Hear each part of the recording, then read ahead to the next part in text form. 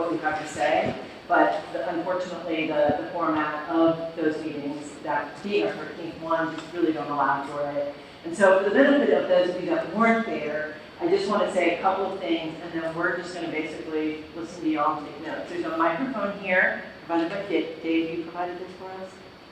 The small microphone. The small microphone. Okay. But that top one. Anyway, you're welcome to step up to the microphone, or you can just stay where you are. We're an intimate group, so I think we can hear like what you're saying.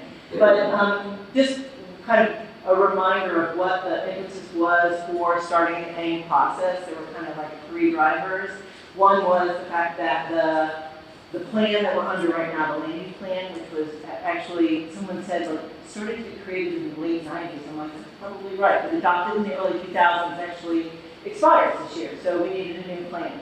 The second thing was just the projected population growth. We know people are moving into Norman, and so we also know that there's not enough places to house all those folks. So how do we grow in a way that protects some of the things that we really love about Norman, but provides accessible, attainable, affordable housing for all of our neighbors, so that teachers and firefighters and all of us can live here if we so choose.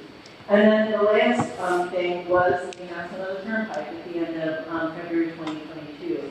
And the reason that it's on the map, so to speak, is we want to make sure that we are being proactive about the land use policies should it come.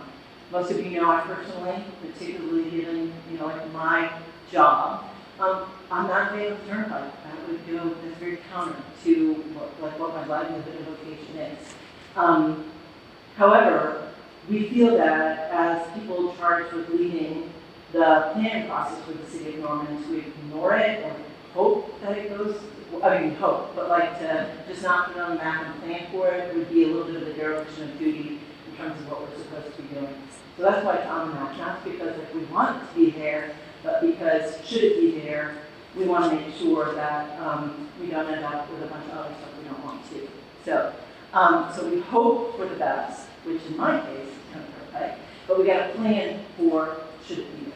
So that's all I'm going to say. And Siobhan, I don't know if you want to say anything else. I mean, as kind of an introduction to that. So. No, I think we've covered it. For those of you that were there last Wednesday night, Yeah. Sorry, it was like hitting repeat. Yes. We wanted. So with that, we just want to be quiet. If you want to step up to the mic, step up in front, we invite you to do that. If you want to stay where you are, that's fine too. If you wouldn't mind sharing your name and maybe what ward you're from before you speak. Given that we're a small group, I'm less worried about people speaking for the amount of time that they feel that they need. This isn't like talking to city council when there's a timer or anything like that, but I would just ask you to be courteous to your neighbors that are here to make sure everyone gets a chance to talk, okay? And where we can answer a question, we will. Where we can't, we'll make sure that we carry those back to the staff and the consultants that are helping with this process, okay? Does that sound like a plan? So do you want to talk about your note cards? Oh, yeah, I do have note cards. I'll just pass them around. If any of you want to write down other things that you're thinking about, we'll take them. But we're also going to be taking notes as well. So, And I card person. So. I have extra pens at the lectern as well. Hi, coming in. So would anyone like to start us off? I'll jump in. Please, thank you. I am definitely late to the game. Like you said that you had a meeting for Ward 5, and I live in Ward 5, and I wasn't aware of that meeting. And Siobhan, I kind of tried to follow what AIM is doing, but I'll be honest with you, I have not been aware of the questionnaires, so I don't live in the woods, but I am a preschool teacher, so maybe I'm just busy all day and I haven't been paying attention where I should be. But I am really wanting AIM to take a stance against the Turnpike instead of entertaining the idea that the Turnpike might come through. I was really hoping that if AIM is leading us into the future, that AIM's stance would be no Turnpike. And so we just work from the arena of we're not welcoming the Turnpike, we're not planning for a Turnpike because we're going to do everything in our power to not have a Turnpike. Mm-hmm. Instead of, well, we might have a Turnpike. So just that relaxed attitude is very frightening to me and frustrating as a homeowner who will be affected by the turnpike. And on the housing issue, I did watch last week's meeting, and I just feel that people who live in the rural areas are having to give up a lot, and people who live in central Norman are not having to change much about their way of life. And I had a goofy thought today, like, how about all these golf courses? I don't know how many we have here, 5? I don't know how many acres the golf courses are, but do we need all those golf courses? I mean, I don't know, how many small homes could we fit on a golf course? You're just gonna completely think outside the box, instead of pushing all of our building into the watersheds that definitely are a concern. I appreciate that. Thank you so much, Julie. I mean, like, I tried to do my best job as I could. Taking notes. No. Yeah. Of course. Yeah. Of course. Yeah. Siobhan, do you have anything you want to say? And I guess my question to you, and not to question you, would be, what is your understanding of the housing and how it's changing in East versus how it's not changing in the middle? Because I just want to make sure that we get some clarity around that, and make sure that even though it's not done, right? It's still in draft session. I just want to make sure we have as much clarity as we can around that. I mean, if you're going to speak, please step up to the microphone. Okay. Otherwise, it will never make it on Sure. the film. Okay. Thanks. Yeah. Well, I don't have any additional thoughts with that, except what areas of central Norman are we hoping to change with housing development? And are there some areas that are already zoned for housing that we plan to reassess, revalue? I'm amazed by the homes that are built that are, 6,000, 7,000, 8,000 square foot homes. And those homes aren't going anywhere. So again, with this Turnpike bill, taking out 600 homes, who's changing their homes? Yeah. It just really feels heavy with rural 48th East and 48th West having to change their way of life in order to flex for new housing. So I just would like, I guess, maybe more specifics on how housing can be changed within central Norman to adapt. And I'll just say, do you guys want to just ask questions without us responding? Because we're happy to do that. Would you rather us respond or like, okay. Yeah, so there is definitely we are definitely prioritizing, yes, infill development where it's possible. The thing that sort of inhibits even the planning process, just to be completely frank, is that most of that land is owned, right? So even when you say, this parking lot here, this would be great for an urban development in core Norman. Well, somebody owns that parking lot, and they may or may not give that up. And so that's just an FYI. But yes, there's definitely a call for infill development among, I would say, the entire steering committee. So, and I also want to just say the map is not finalized. So I know when people see anything east of 48th, they're like, uh-oh, but it's not finalized. So there's still discussion about how far east, that new development over the next 20 years should be allowed to grow. So. And then I just want to say, a lot of feedback we've gotten is that we're missing the middle piece, right? We talk about affordable housing, attainable housing, whatever you want to call it. We have been, especially Ingra and I, fighting back and forth because, we get people that say, well, between each other. Not between each other. Outwardly, we're joint, but outwardly this is the way it's always been. We've always done 3-2s. We've always done X amount. We've always done this. Okay, well, where are the 4-plexes? Where are the 6-plexes? How do we get these people who graduate from the university to be able to get a house, attain home ownership. And we have spent time trying to figure out the credit. We've made up banks. We've gone beyond what we need to. However, that is something that we are prioritizing, is getting that infill, as well as not just getting the 3-2 2-car garage, gray walls, gray flooring. So. Tracy. Questions. Yeah.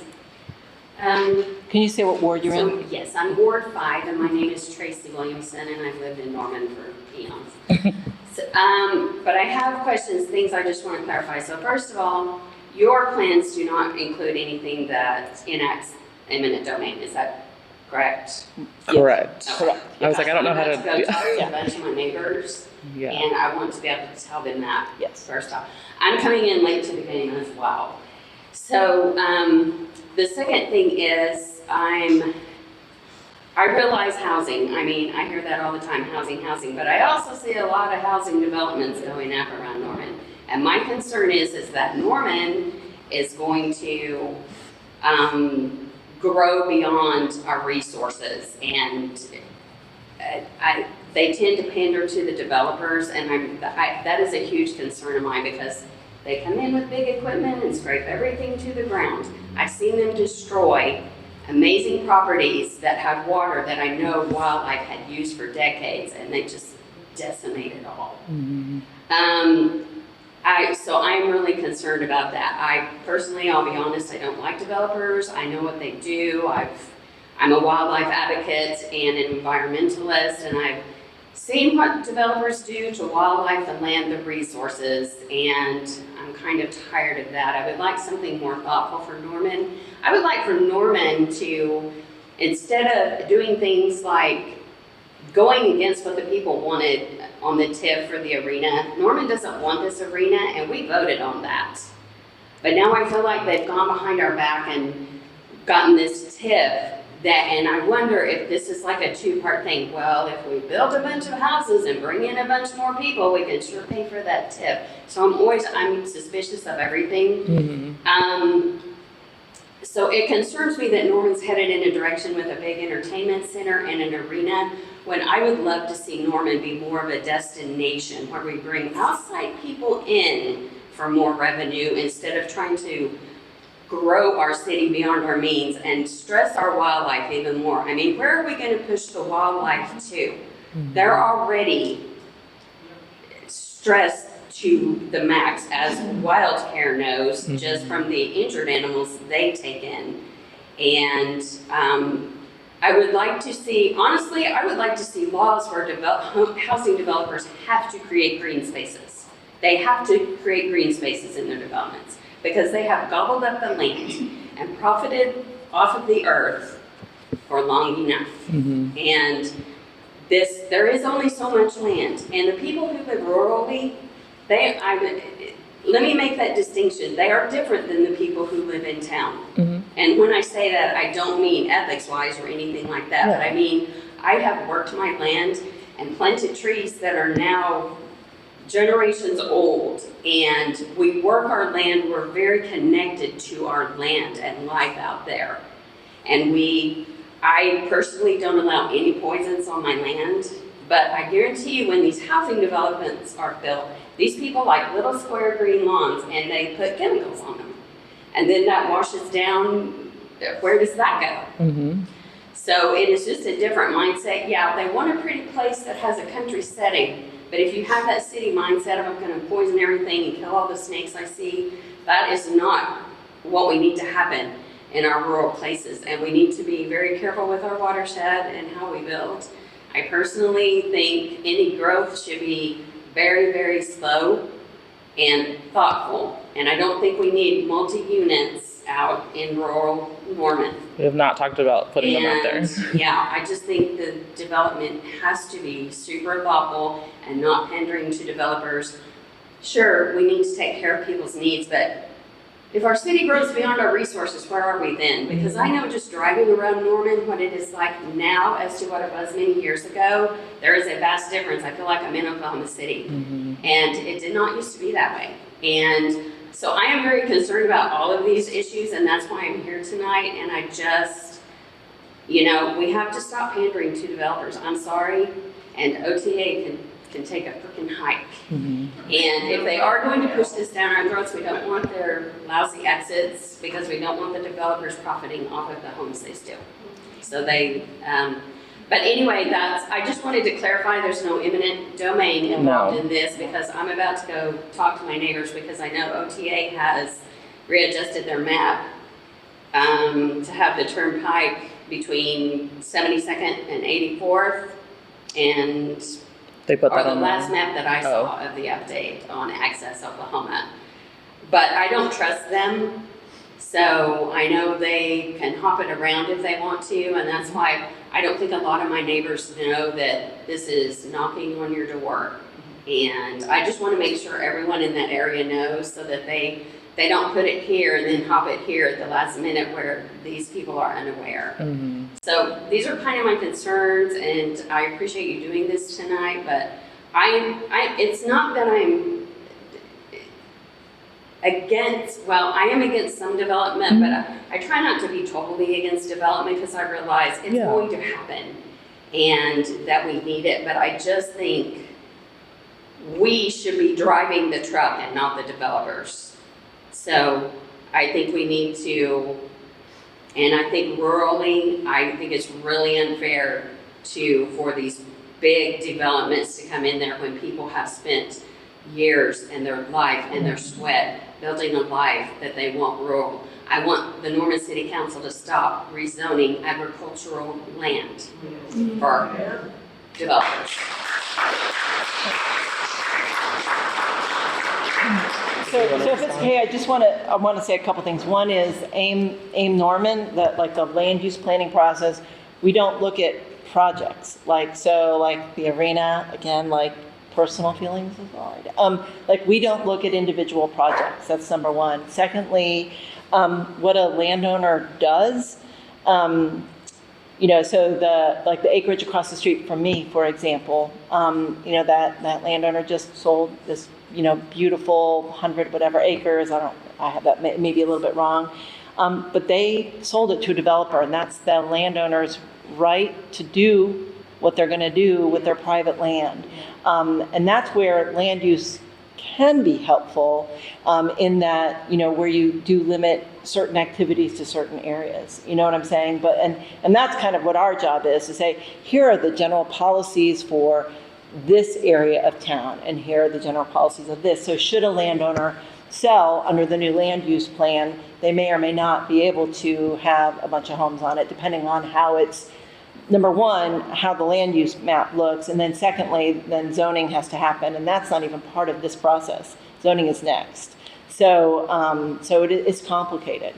But in the United States, property owners' rights kind of, rule when it comes to some of that stuff. So.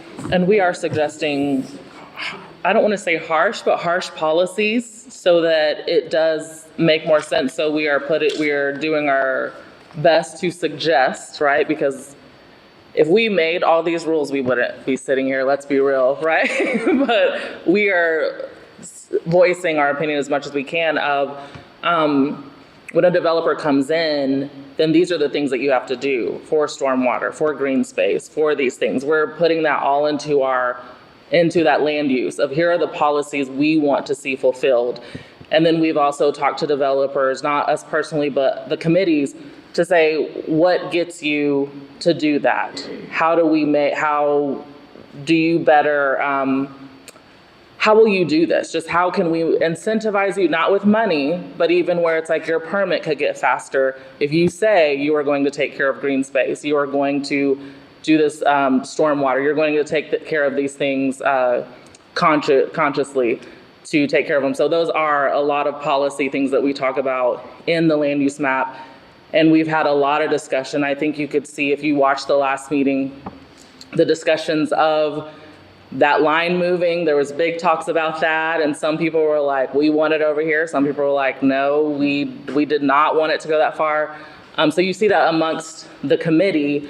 And then there is people, who are on that stormwater. We have ecologists and things like that, where they are saying not even stormwater, air quality. Like, how do we take care of all of these things? Environmentalists is what I was thinking of just, so there's a lot of that being talked about. Is like, we don't want to even push this forward to the council until we have these policies in place that make it just good sense development.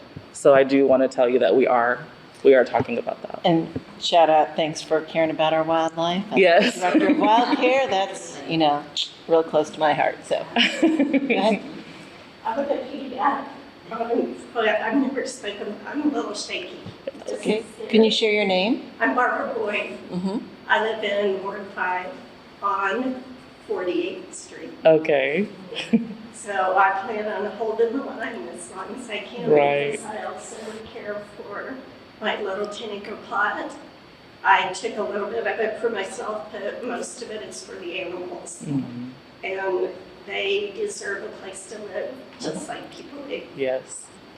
So I wanted to come up today, and I'm so glad to hear you talking about advocacy for different things. So I'm a mental health care practitioner, and I want to point out the necessity to advocate for green spaces for mental health. Mhm. And you're nodding like you already know what I'm talking about, and I'm happy.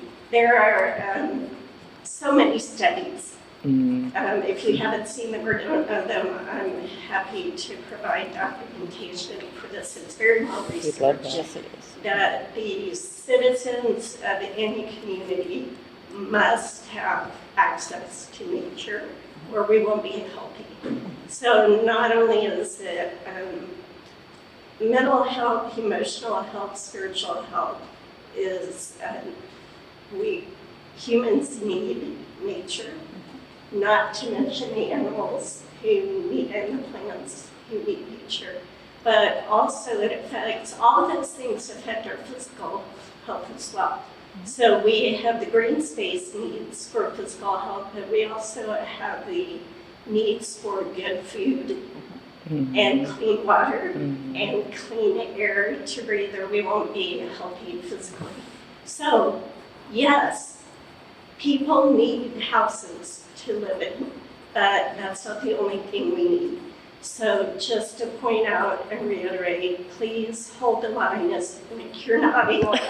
You know what I'm talking about. But anything I can do as a mental health care practitioner to provide documentation for the necessity to preserve East Norman as rural, let me know. I'll do this. Yes. Appreciate that. First of all, congrats on getting up and speaking. Yeah, like, I was gonna let's, say, you like, did way great. to go. You did great. Yeah. Yeah, you didn't sound too It good takes at a all. lot. It Thank takes you. a lot. I just want to say one of our subcommittees is parks, culture, and trails. And I know that parks may not equate to green space, but often they do. So that has definitely been a part of the planning process. And again, I think I've already kind of stated what I do for a living. So you got to know that those interests are definitely a part of the discussion. It should be non-negotiable. Do I really have to say that? It should be non-negotiable. Yeah. For human health Yeah. and flourishing, Yeah. we have to have nature. Well, thank you so much. I One of our appreciate that. overarching themes that we're seeing is everyone wants trails and they want them to connect. They want to be able to walk to work on a trail. I'm in the middle of raising children, so I want to go with my kids and not walk in the street, right? I want to walk on trails with them. And so that's something we're seeing over and over. It keeps coming up of how do we make just Norman a huge, large trail system. So besides just walking around your neighborhood, you could go into another neighborhood and things like that. Thank you so much, Barbara. Who else would like to speak? I will. Okay, great. What's your name? Sorry, I couldn't resist. My name is Jose Jimenez. Take one.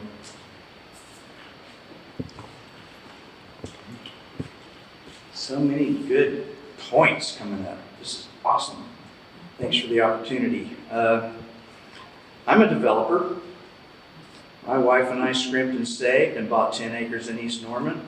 We figured out how we wanted to develop it, where the house was going to go, where the road was going to go, and we paid for it all ourselves. But, and that was we started in 1995. Okay? The city's changed since then. There's such a huge push for, I'm supposed to pay for other people's development. Nobody came along and offered to pay for my development project, maybe because it wasn't that grandiose. It wasn't going to have that huge of an impact on the city, but it had a huge impact on us. I sat on the Greenbelt Advisory Committee in the late 90s and early 2000s, and right when Norman 2025 was being put together. And there was a promise that was made to the citizens of Norman, like us. Go out in East Norman. We got these rules, 10 acres, right? 10 acres. If you had 5 acres, it was grandfathered in, but it's 10 acres. And so on our 10 acres, we're like, awesome. We're going to live here forever. And so did a lot of people. That's how they developed their land. So we did it, and we didn't ask anybody else to pay for it. And I think Norman needs to honor that promise. In 1999, the city council passed a resolution saying nope. Because let me back up a little bit. I'm an ad hoc one-issue guy. Okay. I'm all about the turnpikes. That's it. And so many things seem to boil down to that being a crux issue that affects so many other different things. But we were made a promise, and now in 1999, the city council voted no turnpikes. Because here came OTA, ODOT, ACOG, we're going to have this massive highway project, get out of the way. City council said no. Then in 2022, the city council said the same thing. Here comes OTA. Now it's out in the open. This is going to be a turnpike. City council said the same thing. Nope, not going to do it. Okay. Then in 2024, the city council said the same thing. Nope, not going to do it. In 2022, the county commissioners said the same thing. Nope, if you guys don't do any of these studies, we're not going to back your project. Well, of course, they didn't do any of the studies. So it makes a lot of people wonder just how many times do we have to do this? How many times do promises made, promises broken, how many times do we have to go through that? And I think to a lot of people in this town, this kind of looks like this, it's the last stand, okay? It's like, it's going to happen now because when the Norman 2025 plan was made, and I know you guys don't look at eminent domain or zoning, right? Correct. As soon as that thing was finalized, the people who want to control how things happen in Norman started to pick it apart. And there are exceptions made. Every time you turn around, let's get a variance. We got to get a variance. Just pick it apart to the bones. And so keep that in mind while you guys are doing what you do, because promises were made. And I shudder to think of what would happen if somebody had violated the promises to me in my life. So, thanks. You guys are awesome. Thank you. Thanks for sharing that personal story. Yeah. Who else would like to share something? Yes, I'll come. Okay. You're all used to me speaking. Hi, I'm Pam Post, and I'm from Ward 5, and I want to thank you all for having us here and allowing us the opportunity to speak. So I watched the meeting that was held at the Wellness Center, the Senior Citizen Center. I watched it on TV and everything, and a couple of things struck me as being strange. You all are doing the land development map only? Land use. Land use Yeah, map. it's not development, land use. Land You use. hear the difference, Okay, yeah? there is a difference. The land use map. At what point do you all take the water map and the park and trail map and overlap them together and look and see what you That's- have as a big grand picture? So that's one of my questions, because I'm still going, when does this happen? Yeah. And when do you all look at the policies for the parks and trails and the policies for the land use and the policy for whatever, all Water, together yeah. and see how they conflict, and when do you merge them together into one big overall policy. Yes. That came out of that meeting to me also. And then another thing that struck me strange, and I will admit I'm anti-turnpike and I'm anti-TIF. Arena's a different part of Agreed. as a TIF. That I watched some of the gentlemen, hello Chuck, ask questions. Oh, that's not Chuck. That's not Chuck. I'm Oh, no, No. no, no, oh, no. Wrong No. person. Yes. That's definitely not. I was like, I want to apologize. clarify that real quick. I apologize. Yes. Sorry, Yeah. I'm sorry, I just have to laugh a little bit Yes. more. Okay, now. Ask questions Yes. about the interchange for the for the turnpike on Alameda Street, Mhm. and that has been gone away.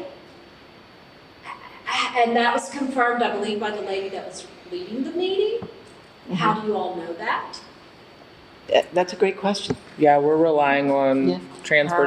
transportation and people who have had those meetings with OTA to tell us that. Oh, I mean, actually, I don't really know with that Yeah. information, so I've written that So down. that gets back to what Dave said about, it looks like things are going on behind the scenes, and who's That makes sense. facilitating this and who's running this is, you all are finding out bits and pieces, and I believe it was Scott Martin who asked about it directly at that meeting, is it confirmed that interchange is gone? So I'm trying to figure out where you all got that information, or how the facilitators got it, or who has that information that found out. Right. That's what I'm trying to find out. Okay. So those are my three things, and I believe that there were two people there. That one man said, I can look at this map, this land use map, and you're saying I can put 8 to 10 houses here, and yet he's already developed that land, and it's got $5.5 million houses on it, and he goes, these 8 to 10 aren't going to go there. Why are these conflicts coming up? Why is it not showing on the map that is already developed? So I guess those are my 4 questions, my 4 points, whatever. I apologize over there again. Why are you apologizing? Oh, no, he's fine. Yeah, he's great. fine. He's great. I'm sorry. So can I answer the one question? So I do want to Yes. say one thing Yes. about all the master plans. So what you're talking about are the master plans. So that's the Okay. water, wastewater, transportation, housing, parks, culture and trail, and stormwater. So those are Okay, the master there's 5 plans. maps. Yes, and then we have the land use plan too, and that's the one that's to kind of, they'll bring them all together. So I do want to say one thing, as far as our RDG, that's the consulting firm from Omaha that helps cities with their He's the planning process. facilitator. Yes. Okay. As far as they know, there's been no city that's tried to do all at once, like we're like the first one who's tried to. So most cities don't consider they consider them, but they're not like also trying to do their master plans while their land use plan. We're trying to do them all. And one of the reasons that it's working, although there's still a lot of complicated work yet to be done, Yes. is that the chairs of those 5 subcommittees are also members of the steering committee. So like Lee Hall, for example, who is a council member, Yes. she is over the Parks, Culture, and Trails subcommittee. Amanda Nairn, who's a member of our steering committee, is over the stormwater, and so on and so forth. And so it is complicated. There's still work to be done, and it hasn't all been figured out. To answer that question. Yeah. So I can see We're why in it the seems thick of strange. it Yes. right now. And it's the thick of it start It- looking, like, because I kept hearing that there's a December deadline. yeah, we're trying to get all of it done by December. So like, What keep your happens fingers if crossed. you don't get it done by December? Then we negotiate about continuing, but we feel like we're on track to do it. So, yeah. Okay. So our goal right now is to have it done for November, and then to have community workshops where people So can come out. basically in 10 weeks, you're hoping to have it finished? Basically, the master plans are pretty close to being done. They are. Okay. They The are. master plans being those 5 others. That are going to get layered on top Yeah, of yes. each other? Yeah. Okay. Yeah. Yeah. And It's complicated. Oh, I know it is, because I'm sitting there looking at it going, what are y'all getting to? Yeah. And you all in the land use group was sitting there going, this isn't working because of this, and this isn't working because of that. And so all these little questions that you all kept raising need to come together. Are working. And it's a work in progress, I understand. Yeah, and can I just say one thing? Yes. We always have to remember that one person's opinion a fact may not be. Okay, so Right. like, just because someone says something, whether it be in a meeting or in an email or whatever, that may or may not be a fact. So, That's true. so just to remember that, like when you're hearing information. Well, And so I yes. think you're doing a great job by asking us tonight. And so to let you know, because of some of that confusion, there's like a working group that's gonna like kind of go through and say, okay, like, does this plot of land, is there space within Norman to do infill development, or is there something there, Yes, for example? Because I So- heard RDG walk out and actually say, well, we left here with the impression that this was going to work, and over half of you all say, that's not what we left here saying. Yes, that was a couple months ago. I think I Mhm. laid out what happened there. Yeah. During that meeting. Yeah, Okay. Yeah. All right. And And that's part of our job, is to like advocate and to kind of, we know at the end of the day that no one's going to be 100% happy. well, that's true. And that's just part of the messiness of a civic process. Yeah. Is that different people have different interests, and we're That's trying true. to That's come up with like what works for everybody. And so but I kept watching that meeting going, this is not. It's And confusing. I'm also, and I will express my personal concern, I am definitely concerned that there are too many developers that are trying to push, but at the same time, when I listen to that meeting, I'm hearing them push back, and I'm going, because they're asking questions as to where is this coming from and how is this doing, so I'm a little bit hopeful that this is going to come together and appeal to the mass majorities. Yeah. So, Great. and if we can go back and eventually find out how that OTA and that Turnpike at Yeah. interchange at Alameda came about and that comment, Yep. I would appreciate that. I've got that noted to I follow up on. appreciate it. Yep. Thank And when you. you look on the website, you'll see that the steering committee is big. I forget how many we're at now. We've had people drop off and things 15. like that. 15? Okay. That's a lot of. Um, So many are voting, and then some are partners. Right. So there is that distinction as well too, but everyone's allowed to speak in the meeting. So you're gonna hear a mix of non-voting and voting during it. All right, thank you, ladies. Thank you. Yeah. Go Yes. ahead. I'm Kristen Wasowski, Ward 5. So I was at that meeting, the steering committee, Mhm. and this is we could ask questions. Oh, yeah. Yeah, this is just for y'all. 100%. Yeah. So I took a couple of notes. I do think that the TIF with the arena and the Turnpike and the Norman East development is related. I don't know if one is pushing the other or just having that conversation that a lot of other players are jumping on board, like let's take advantage and push as far north or far east as we can. A couple of things that were said, and I hear what you're saying about what was, some may be different people's opinions, and they just might be opinions. Everybody's got one, just like I won't say. It's okay, yeah. One of the quotes that I wrote down was, when someone wants to do a project, then basically we find out what the land use is, right?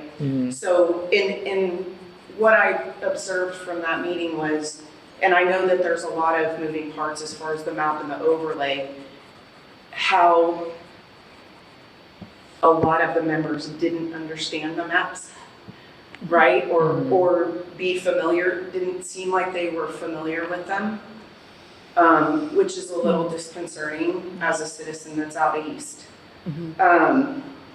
Also,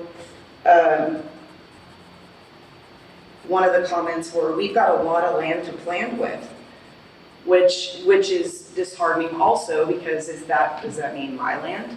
Does that mean my neighbor's land? And I understand that they're wanting, I think the number was like 6,000 New units. units. Oh, it's actually 23,000. Yeah. Okay. If we don't build, if we continue at the rate of development and we have the projected population growth, we'll be short 23,000 units. And that's not necessarily a By house on a 45, lot. correct? By Correct. 2045, yeah. Okay. So what does that look like? If I'm a landowner, which I am, and I have 5 acres, I have a homestead, I sell at farmer's market, I raise a lot of animals. This is not my livelihood, It is my joy, and I'm servicing members of Norman, even SNAP participants. So what does that look like in 10 years for me and my neighbors and my community out in Ward 5 when this starts creeping east? Yeah. Are they going to invoke eminent domain because we have housing shortage? Because right now, the frustration with our area is not only do we have to battle with the turnpike and the stress of that and where it's going to be, okay, is that now we have to be concerned with downtown Norman creeping into our area, which I understand. I grew up in Ventura, California, and when I first moved here 32 years ago, I felt like Norman, because Ventura was a big, small city, okay? And I appreciated Norman because it felt like Ventura was eons ago.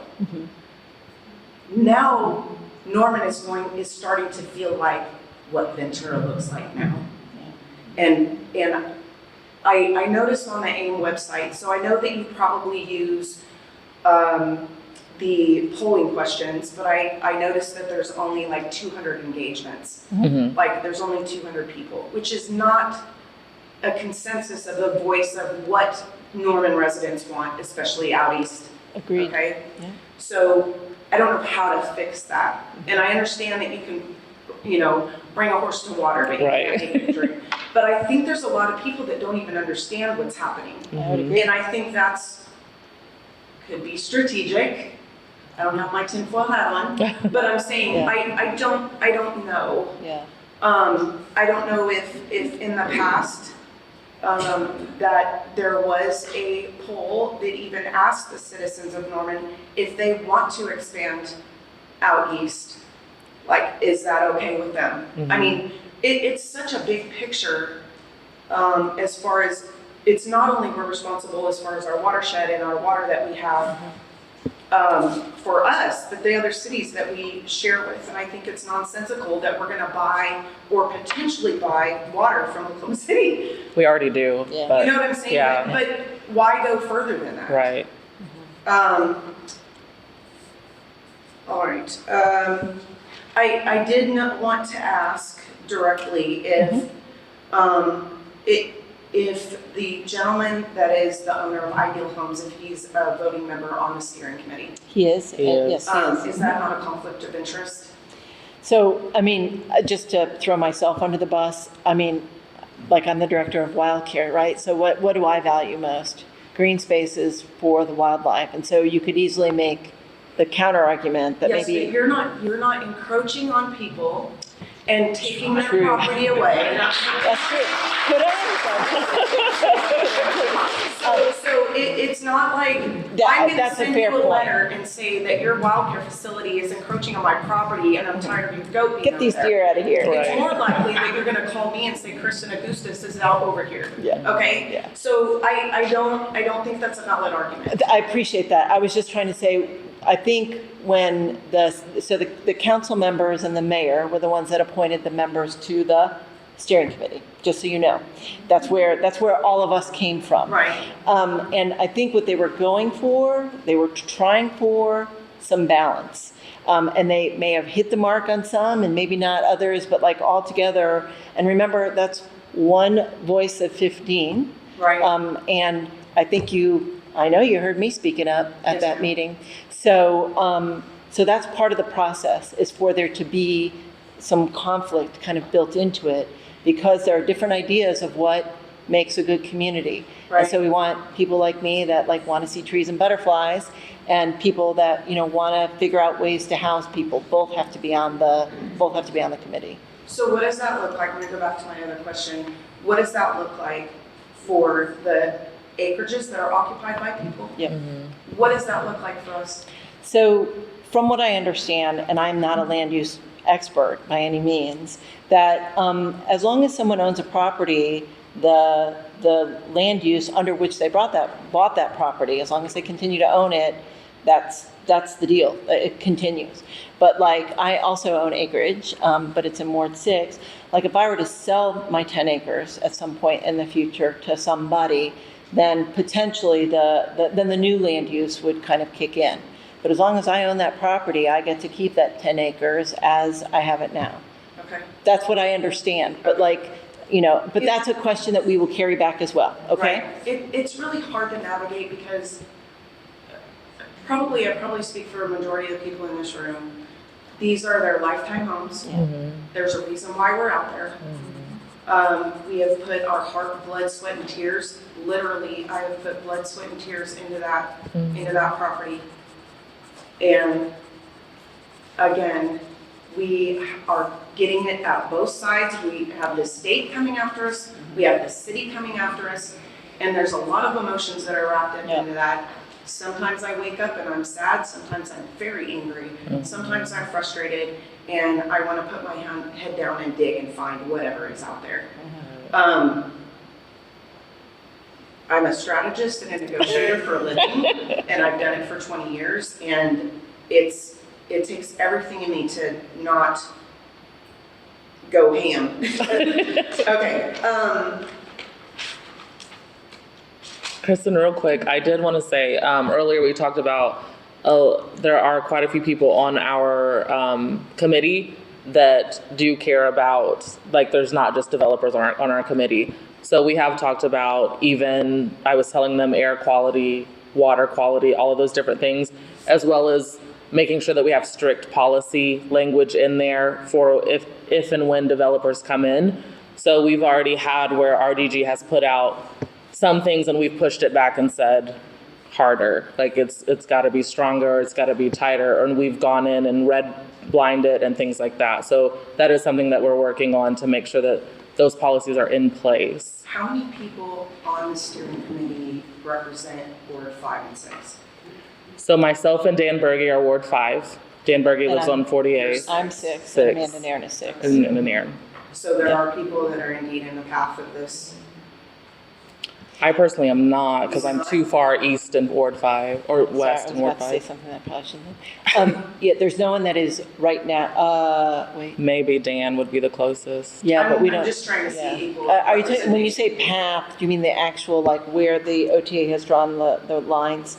Well, not only OTA, but the whole AIM Oh, map gotcha, system that they're gotcha. wanting. Yeah. Do you see what I'm saying? Well, my property, yeah. So, I mean, because I don't know that I can ask you turnpike questions necessarily, can I? Like, you know as probably much as we do. Yeah, same, yes.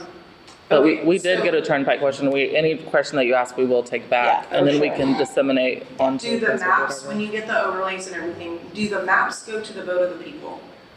The land use? The land use? That's not so the process is, we will, as a steering committee, approve or not approve, vote for, vote against the land use plus all the master plans, so the 5 master plans. That then gets recommended to the planning commission, who looks at it, and then it's their job to then take it to council. And council either approves it or not. And so one of the things that I said, you heard me say at the meeting on Wednesday, was we have been meeting with the council members almost every other month and apprising them of everything that we're doing to make sure that they're comfortable with it, addressing concerns that they raise. And as early or as recently as the middle of August, we had those meetings with them, and they've been kind of following along and haven't raised any serious objections. So I was thinking more of like the people. yeah, no, well, the process is it goes to the council, and the council so members then represent that's the where we'll people. have to speak Yes. to council when you get Yeah. your process. Yes. You do right? planning and then council, All yeah. right. Well, there's planning also. Yeah. so. Okay. And our goal is to have them done in November and then have community workshops again where people can come in and talk and look Yeah, at them and talk about yeah. them. But no effective change from the people that are concerned. I mean, like, there's nothing we can do to stop this, is what I'm asking. What are you wanting to stop? Tell me what you're wanting to stop specifically. Well, it's just like, we're out there for a reason. Yeah. Like, I don't want a high rise in my backyard, Yeah. right? So and what hurts me so bad, I've raised 2 children in this community, and I farm, and I have a lot of a lot of roots here. Mhm. And I fear that if this whole Turnpike thing comes through and then we just have all of Norman coming out because nobody's really caring about, there's so much environmental and so much giving back to the city, that all of the trees and greenery and all of that stuff that's there, that big decisions come with big consequences. Agreed. And you can't change it after you change it. That's correct. Right? So, and that affects everybody in Norman. So maybe I'm thinking, opinions could be that I'm thinking incorrectly, but what troubles me is it's not exactly about of the people. I understand I've got to go to city council, but we've got a committee of people that only 200 engagers on the website are doing polls, Yeah. right? So there was somewhere I was going, but I've forgotten it, and I'll think about it tomorrow. Yeah. I'll send you an email. Yes. Please do. Please do. It's so helpful But, to have your thoughts written out like that. That's where I'm at, but I just think I'll probably not be in Norman, which is upsetting. Mhm. Anyway, thank you for your time. Yeah. Absolutely. You guys are doing work, and thank you. Yes. You bet. Thank you. for We being appreciate here you coming. and for Yeah. all your comments. Yeah, they're great. Hey. Pam McIntosh and Ward 5. I would echo everything that has already been said. But I have a quick question. We keep hearing that we need more housing. And I'm all over Norman, and there are empty apartments and leasing everywhere. When was some research done to determine how many of the apartment complexes are empty, half empty, quarter empty, or full? I know I did that when Senior Mobile Home Park was being built for more apartments, and I went all around the other apartments. And there's so many spaces in inner Norman. Infill is great. Look at Gray Street, or we have empty hotel spaces. Holiday Inn, that's Super 8. Strip malls have availability. It's just a shame. And urban sprawl and loss of green space has caused this. And I agree about the developers. They're the ones benefiting financially. And a lot of them don't even live here in our community. You can win. Dave Moore and others, we fought the ODOT outer loop, and it got stopped. Sandy Kinney Sugg and Sally Little fought that development at 48th and Highway 9. So you can stop this stuff. Thank you. Yeah, I appreciate Let that. me know about, I really wonder how they think there's so many Yeah, need for I've actually housing. written that down, what research was done for vacancy rates. So, Yeah. so I'll find that You out. see a lot of housing being built, and they're not built like on East Imhoff and East Lindsay. And 55 acres planned for everything behind Sam's. I've gone to those meetings. I've just gone to so many things, and I keep hearing this, and it's like, I just don't think we're full. And we're certainly not full in the inner Norman. Yeah, that's really, I really appreciate that perspective. So we will definitely be asking about it. Thank you. And those things have been brought up as far as, as far as looking at strip malls and things that are empty, of how can we repurpose them and change And them. no parkway, it's Center Park. Yeah. It's all over the city. Right. It's really, I'll be very brief, sorry. to You're fine. double dip or whatever, but, I, that was the question I had, where they come up with this 23,000, are there 23,000 people in a gymnasium somewhere? This is over a So over- 20-year period. All the This way is up over to a 20-year period. 2045. Yeah. Okay. With but the projection. still, our town can only grow so much. And I think of it as east of 48th, 10 acres, or you don't get to build. Well, we even have a stricter, as of right now, we have a stricter policy than that we're That's trying what to we do. need to We're We're talking, yeah, I mean, actually, I don't want to really Yeah. say specifics, just, but like, yes, I just want you to, like, our June meeting, the only thing we talked about was the aquifer and Lake Thunderbird. I do want to say something. People say, in the watershed, no matter where you live, you're in a watershed, just FYI. But there by the lake, it's much more sensitive for sure. So Thanks, I just wanted to. Yeah. Yes, clarify that. I appreciate it.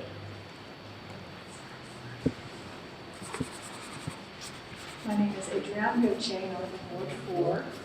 And I want to say that we don't live on Ward 5, but we treasure Lake Thunderbird, and we treasure that area. And I'm in the Sierra Club, and we take outings out there to Lake Thunderbird, and I love the fact that it's so easy to get out in nature so quickly. And I was very moved by Councilmember Holman when he was talking about how he can just get out there for 10 minutes at a time, and it does him so much good. And there's a lot of people that want to keep that land rural.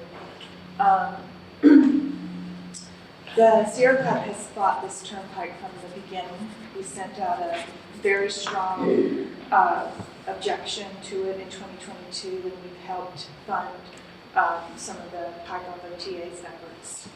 And we stand by the leadership that PIKE has so intelligently given us, and we try to amplify their message whenever we can.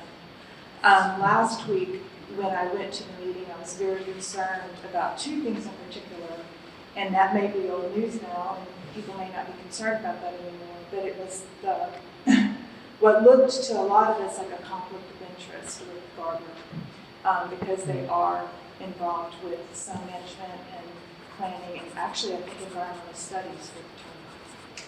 I'm not quite sure what their role is, but they definitely have a role. Mm-hmm. And there were some open records that came through with some emails with Garber and city staff about some possible developments in Lake Thunderbird that included a map. I know it was just a draft, but it was very concerning to me and a lot of other people. Mm-hmm. And I guess I want to know from you guys, and then I've had some talks with some steering committee members. Some have been very cordial and some have not been, trying to express my concerns. And I think that it's important for you guys to understand that a lot of us are concerned.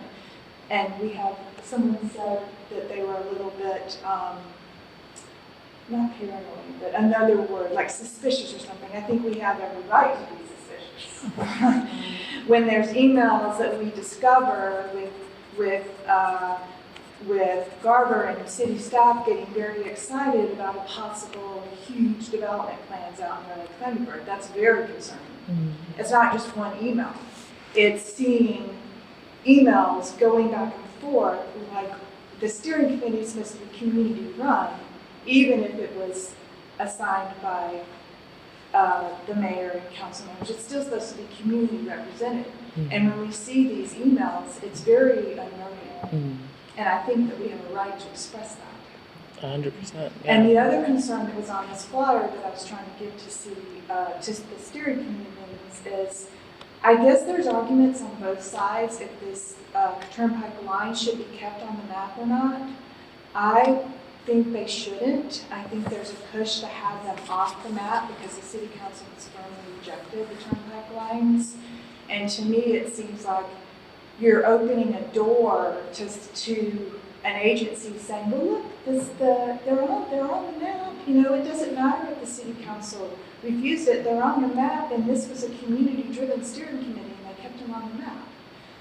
Especially, you know, wherever the line is, whether or not it be on down a line where the Bureau is already denied their permits. I mean, that's even more ridiculous, but wherever the line is, I mean, the city council rejected the turnpike. So we all may not share that sentiment, but I guess I would like to know where the steering committee stands on the conflict of interest with Garber and the lines for the turnpike. Well, I can't speak about the conflict of interest with Garber. All I can say is that the Garber consultants that are working on the plan aren't involved in the turnpike. That's at this point. That's all I know. But beyond that, you know, maybe we can ask, you know, Mary Elizabeth for more clarification on that. Mm-hmm. So that's duly noted. And then say the other question again. Lines, yeah. So As far as I am aware, the resolution from Norman City Council is not going to make those turnpikes go away. Were it like that, I would be the first person in that parade celebrating, that the turnpike is gone. As far as I am aware, that resolution does not stop the turnpike, unfortunately. I wish it did, but I don't believe that it does. And so we have to continue planning, given what we know from the state agency that says turnpike's coming. So. See that, and that's like And so the piece, that's the piece I don't understand. So, I also wanted to say, sorry, and I want to listen to you, like, if we had that kind of power with our maps. Right. But we don't. Like, our maps don't have power or jurisdiction over what the OTA or ODOT does, wouldn't that be great? But that's not the case, so. Right, so I understand that there's no guarantee that there won't be a turnpike, and in fact, there very well may be a turnpike, where, people are doing everything that they can.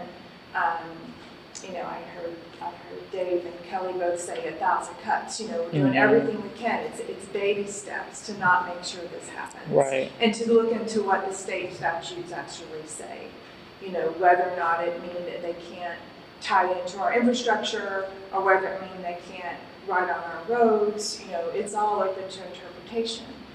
But to me, that doesn't matter. To me, that matters is that this is I'm not going to say it's an aspirational map, but it's a map looking to the future, up to 2045. And so if you're going to look to the future and you want to plan to preserve our wetlands or preserve the Lake Thunderbird and all that, then don't put the turnpike line in there, because what are you planning for? Are you planning for, if you want to keep that area rural, and if that's what you're planning for, then plan for that. So, and y'all may not agree with me. I disagree. So our goal is to determine what happens along it, so we don't have another Ed Noble Parkway, so we don't have another strip mall that pops up. Our goal is, when it's on there, that we get to say, you can have an on queue here, and that's it. Or you can have 2 gas stations, but you can't do this big development sprawl throughout the whole thing. So that is what we're trying to do, is create an overlay, if you will. So if it does happen, it's triggered, and it says you just can't build the entire way at this industrial. Yeah, I just have to respectfully disagree to that whole way of thinking. That feels like an abusive partner, you negotiating with them and saying, okay, well, you can slap me in the face, but you can't push me down. Because we have said no. And I feel like Norman needs to have at least the aspiration to build for that no. Unfortunately, we're not even in a negotiating position, I guess is the point. So that metaphor in terms of the negotiating with an abusive partner doesn't really hold up, because the OTA is not really negotiating with us. With us at all. Right, so then don't put the, whatever. This can go back and forth, but that's just how I feel. And I'm not trying to denounce what you're saying. I'm just telling you what our goal is in that, so that hopefully you can see. Was that the vote by the steering committee? Did you guys talk about, okay, here's the 2045 map? Yes, we It came out of one of our subcommittee. You did in January? We talked about it. Okay, that was a long time ago. So maybe you need to address it again now that you've seen how much pushback there's been about the turnpike, and how much, now that the city council has rejected it. I want to say real quick, Inger got on. Inger is co-chair because she spoke at Crosspoint against the Turnpike. It is very much this is not our role. We are really trying not to create a turnpike or bring it in. But we are trying to protect the land when it does come around it, so that it doesn't turn into another blighted area that Norman has. And I would say, I hope that everyone continues fighting against it. That'd be great. Yeah.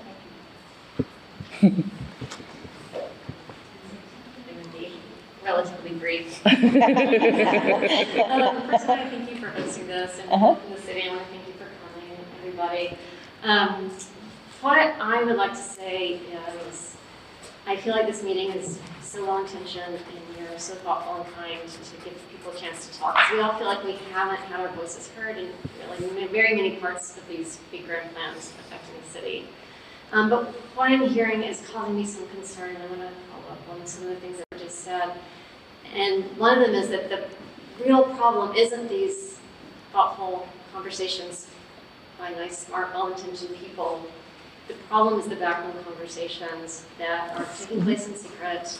We know they're happening, and the reason we know they're happening is that the whole Turnpike thing wouldn't have appeared as if by magic, unveiled on one day, if it hadn't been planned in secret. And the other part of that planning in secret has to do with the fact, my firm opinion is that the whole reason the Turnpike plan happened was because real estate developers want to put subdivisions on rural land in Ward 5. That Turnpike gives them that opportunity, and it's this unholy alliance. And that what I'm hearing, again, is as thoughtful, honest, ethical people, you're thinking, well, we can just put some containment around this monster that's trying to eat a big part of our town. And based on just what I've seen and heard in my history of researching the history of the Turnpike Authority, they will find a way around anything you put in their path. And so what I want to encourage everybody to do here is what we're really talking about is corruption. And that's what these backroom secret conversations are. Allegations of things changing hands, things being promised, whether it's employment at Poe And Associates or something else. It's no one's formal job in the city to stop that. Nobody has that job title. And so that means it's all of our jobs. And I know that all of us on the PIKE side are very motivated. We're reading those emails, we're doing open records, we're finding out what we can about the secret conversations. But I just want to encourage and invite everybody to join in with us. This is a community undertaking, and until we can have a real adult conversation about corruption and what it can do, we're all going to be stuck in the abusive relationship. And how do we do that? As someone who studies corruption, first you just have to start the conversation. Second thing, and I sent an email to the city council with these suggestions. They're low cost, they're easy to implement. One is something called tone at the top. And that means anyone in a leadership position must clarify these are acceptable behaviors and these are not. Because the city has not had that conversation, and a lot of people, I think, have decided that things are acceptable, and when they see the light of day and push back, they realize, oh, maybe that was wrong. And the other one is just to have an anonymous reporting hotline. And again, city people, if you're here, this is a cheap, low cost, there are professional services that do this. And it's the vast majority of fraud and corruption is uncovered from coworker tips. It doesn't come about through any regular audit process. And people right now just feel so intimidated. There's this sense that there are these powerful forces we don't understand who are controlling our lives. And I think that people who don't know who to call or who to talk to about this won't know what to do. So if we could just create a channel and start a different conversation and maybe bring some of these hidden conversations out into the light of day where they usually tend to wilt and fall apart, and then we'll all be better off. Yes. And I will say, I'm going to feed my dogs. If you see me leaving, I'm not mad. Did you say you had three? Did you say all three? Yeah, no, she said two. You said tone at the top, and anonymous reporting. Hotline, and just starting and having an ongoing conversation. Okay. Just like, even for me, that rotating revolving door between the engineering companies and the engineering firms and ODOT and OTA, and there are so many examples of this. Certain firm, which I will not name, has a reputation of punishing people in the engineering community who don't go along with these, we'll just call them informal economic opportunities. Is that a good euphemism? And so we need to just sort of talk about the collective costs. And then the last thing I'll say is, like, we have to talk about corruption, because if we don't, the engineering will fail. And that, again, doesn't just refer to the AIM process or the steering committee. It refers to flood control. It refers to builders putting houses where you should not have houses. It will harm people and roads that fall apart. Curiously, if you look at OTA's history, a lot of their turnpikes have serious structural problems shortly after they're completed.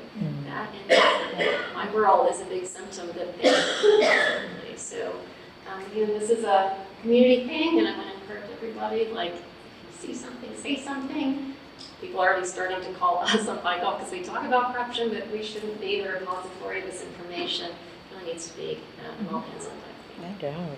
Thanks for bringing that up. Thanks. That's great. And I just want to say the one thing to you. Sorry, Debbie. No, Debbie, come on up. Like, the one thing I just want to say is, like, the backroom conversations, I don't even know how to really address that, to be honest with you. Like, I mean, Just bring them to the front of the room. We know they're happening. Well, I mean, maybe at another time you can be more specific with us, if that would, yeah. Yeah, I'll be. Yeah. For sure. Debbie? Oh, sorry. Just a quick question. Yeah. Siobhan, Yes. Is there a reason why it has to be a 25-year plan? Could it not be like a 10-year plan? Like, why such a So breadth of a plan that you're like stuck? I can go back and ask that question, but I know these plans are not cheap as well. So we do have to think about how much it would cost every 10 years. This is a $2.7 million venture to do these master plans. So the city would need to take that on every 10 years, which is maybe why it'd be a 25, but that's a question I'll have to ask. That's me guessing off the top. Please don't quote like. It seems like maybe in the 90s that 25 years seemed reasonable, but right now things are changing so quickly. So rapidly. Actually, that's a really good point about Yeah. the change, the quick Why change. does it feel so rushed? Yeah. And then To do have all to have 25. such a long- Mm-hmm. I appreciate that. Yeah, I think part of it also has to do with just the infrastructure, like how long it takes, like, that's true. like the infrastructure to be built. And so, but again, we'll bring that back. So it's a great Yeah, question. because as we talk about infill, we start talking about, okay, how do we build more sewers to maintain the ADUs and things like that? So I mean, you start really thinking about how long, it's not quick, like it's not, oh, we'll have the sewer done in a month, right? We see how long we're driving through cones and things like that. So I bet that's part of it too. Yeah. Again, this I mean, is us. I would say that that's more than anything Hypothetically. like the driver, but we will ask. I'll ask for Yeah. sure, yes. Right now, we're just guessing. Yes. Debbie? I'm Debbie Saltzman from Ward 5. And I was just wanting to know about any plans that you guys are aware of Griffin, the Griffin property. What's up with that? Or the zoning there, or what's? So there's two things we can say about that. One is that, that's state-owned land. And secondly, the RDG has been asked to do a master plan just for the Griffin land, should the land become available. But that's all we can really, I mean, that's not, yeah, that's all we know. Yeah, I mean, like like I said, they've been asked to do a master plan, like how can we get the biggest bang for our buck with that piece of land there. Yeah. But we haven't seen it or anything yet. Yeah. Good question. Yeah. Okay. I'm Pam again. So listening to these people, I totally agree with, and I want to know how Ed Noble Parkway became a blighted area. That's how we're describing it now. If that area development was already in the 2025 plan, what happened to following that plan that now led it to be blighted or not as full as it should be? So that's one of my questions. That's a great question. If we develop these plans, what happens and then it fails? And are we looking at the 2045 plan having areas that are going to fail also? Because I looked at the land use map also, and you had two maps at that meeting, one on the left and one on the right, that along where the east-west connection of the turnpike goes, there's all this tan coloring that I think is supposed to be developed. And then down along Highway 9, there's all that tan coloring that goes all the way out to Alameda where it jots back up to the north. And then when you got to the map on the right, that area down there on Highway 9 had pulled back because that interchange is supposedly not going to happen, is what I kind of gathered. But yet it's still on the map. And now I'm not 100% sure, but it's kind of what I gathered from the meeting. So since the city council has come back in and has voted not to get sign a resolution going with OTA, and there's not going to be any on and off ramps going across that east-west connector, why, and I realized that that had just happened. Right. In the future, is that tan area that's for future development going to go away? And it's going to become for homes, apartments? Is it going to go back into what it had been in the 2025 plan of rural development with the 10 acres? I mean, what happens to that now that the city has said, you're going to build your turnpike, but you're not going to have exit ramps into us and we're not taking care of it? How does that change that land use map? It will, Yeah. but we don't know how yet, because just as you pointed out, like, It's just- that it's news just just broke. Yep, right. yep. So I know they're working on it, so, Yeah. yeah. And so and that's also down there on Highway 9. I see these traffic corridors where they develop, you all are planning in land use development along these traffic corridors. And I see that as an area that's going to, well, we did it here, so we can go another quarter of a mile this way. Or we can go another half mile here. Or the turnpike's not theoretically going to go between 70th, 72nd and 84th, but yet down here on this land use, we still have an interchange, and we still have it dotted in, but we've known for over a year that the Bureau has said it can't go there. Why wasn't it removed then? You know, I mean, I could see the south extension not being on the map because the Bureau said no, and they have told OTA no, but it's still there.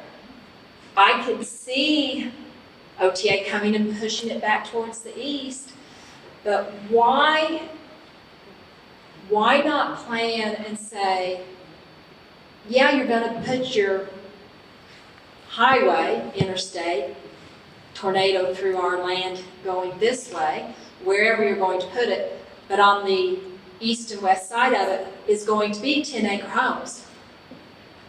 And leave it like it is at the 2025 plan. Why give the developers the opportunity to come in and say, well, we need an on-cue here. We don't want an on-cue out there. Yeah. So, I mean, just basically, fine. In your policy statement, say OTA, wherever, or City of Norman, wherever OTA puts your turnpike, we're not going to have exit and entrance ramps. We're not going to have development around it. We're going to have 10-acre homes. We're going to do the best we can to protect the watershed, which was the purpose of the 2025 plan, and we're going to maintain it along. Okay, so now we go back to the question I asked you earlier about Garver. And you have said that the Garver engineers working on OTA are not the same Garver engineers working with RDG. That we understand. That you understand, thank you. But yet, RDG says that we're not having a turnpike interchange down here on Alameda Street. How did they find that out? And we're back to this Garver part does not talk to this Garver part, but yet over here, this RDG knows. Because Garver's the only one who should be able to find that out. OTA isn't talking to anybody else. Why are they talking to RDG? Or is Garver sitting here doing, I don't want to say a backdoor conversation again, but are they having a conversation? I don't know, but. I wish we had those answers. We don't. I know. But We ask them. Yeah. we do ask them. We ask them. And you're going to ask, and I know you're going to ask. So you're going to ask, how do we find out the answers from you when you ask these questions? I would say maybe at the next steering committee meeting, like those are open to the public. I mean, I know that they're not really public participation, but they're open to the public. So, I mean, please come. So, yeah. Okay. And I would like you to know that my husband and I have been 2 of the 200 that have shown up and done your little. We online. appreciate it. Yes. Yay, thank you. And I want to Sometimes it's gone up to 400. But Yes. Your point is very well taken. Yes. And I want to thank you all for doing what you're doing, because I know it has been very, very difficult for you all to try to separate everything that you need to do to be focused on just one task. I appreciate that. Thank you all very Yeah, much. thanks. I do want to say with like the Ed Noble, that's like when Inger and I dream, or myself, I dream, it's out of state landlords that, you know, it can be a tax write-off and it's easy to do. So that's why when we are talking about 23,000 units. How do we get home ownership? How do we set it to where it's local Oklahoma. and do that? Yeah, Because because that would be the it's even on dream. another subject, but even the arena's a developer from Dallas. Yeah, so that would be the dream. So, you know, yeah. Yeah, Thank you. so Can we put yes. you guys in charge?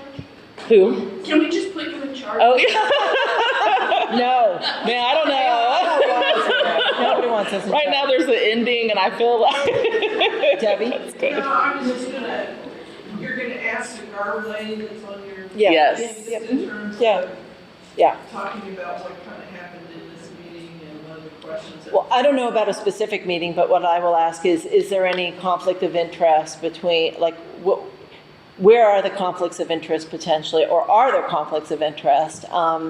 And, Where? Where? Not hard. okay, well, you know I like to ask open-ended questions, so. You asked that in writing.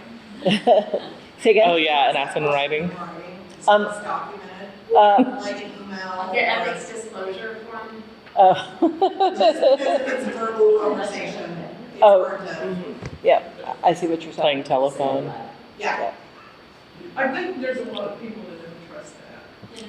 I mean, it's understandable. Those of us that went to those early meetings with the OTA, we were talking with people from Garver, so I get it. So. But they are a big firm too, that has different parts. So that's the other side of it. I just wanted to say, I think a lot of people, a lot of us that live in Ward 5, feel like that's the direction that the city wants to grow. I don't know why they think we're going to grow that much, but they can't go north because of more. They can't go west because of McLean County. They can't go south because of Milton. So what we're afraid of is they're, with the Turnpike or any way they can do it, and they've tried before, is go east of 48 and go as far as they can. Because I think the city's in debt with the developers and has been for decades, and most of the people I know. Yeah, I don't know that I don't know, I could never make a statement like that. And I will say, like, I've been pretty vociferous about not going far of 48th, and there is openness to it. It's just that I'm not the only voice at the table. Siobhan not the only one. And so, so it's that give and take. And so I'm probably, yeah. And I think that the reason that we think we're going to grow this much is because we have grown that much. So it's based on it's based on data that's happened. Like, it's like the kind of the best based on the trends that have happened historically.